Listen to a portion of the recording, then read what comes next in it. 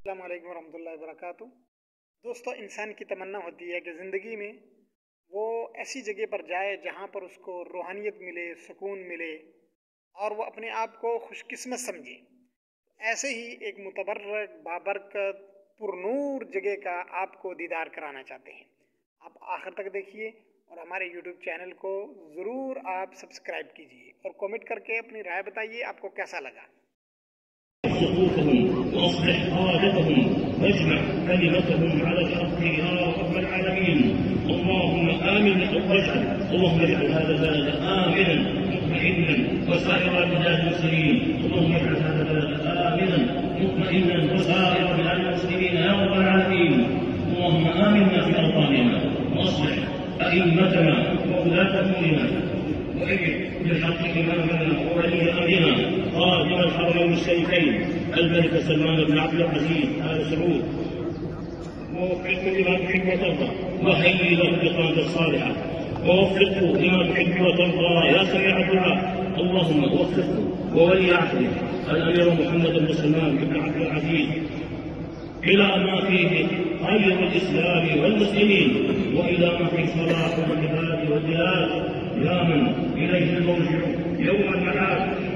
اللهم احفظ هذه البلاد حائزة كل خير سالمة من كل شر وسائر بلاد المسلمين. اللهم احفظ المسلمين في فلسطين، اللهم احفظهم من بين أيديهم ومن خلفهم وعن أيمانهم وعن شمائلهم ومن فوقهم، ونعوذ بعظمتك أن نغتال من تحتهم. اللهم كن لهم معينا ونصيرا ومؤيدا ونصيرا. اللهم ارحمهم وداوي مرضاهم واشف جرحاهم واطلب اجر الشهاده في حفلهم. اللهم اجعل لهم من بعد الحسن يسرا. اللهم اجعل لهم من بعد الحسن يسرا. اللهم اجعل لهم من بعد الحسن يسرا، ومن كل هم فرجا ومن كل ضيق مخرجا.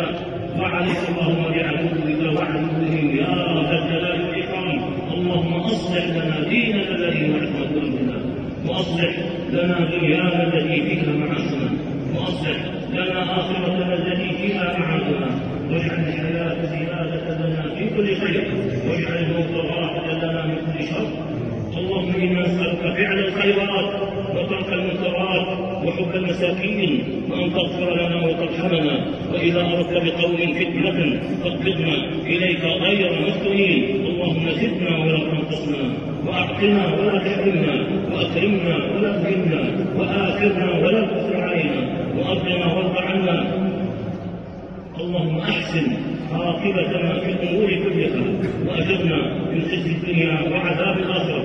اللهم ات نفوسنا تقواها وزكها انت خير من زكاها، انت وليها ومولاها.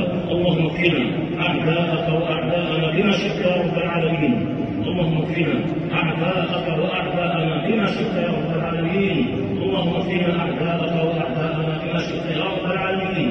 اللهم انا نجعلك في نحور اعدائك واعدائنا ونعوذ بك من شرورهم. اللهم انا نجعلك في نحورهم ونعوذ بك من شرورهم. اللهم انا نجعلك في نحورهم ونعوذ بك من شرورهم. اللهم اشف مرضانا وارحم موتانا وأجرنا فيما يؤتيك آمالنا، واختم بالباقيات الصالحات أعمالنا. ربنا ظلمنا أنفسنا وإن لم تغفر لنا وترحمنا لنكونن من الخاسرين.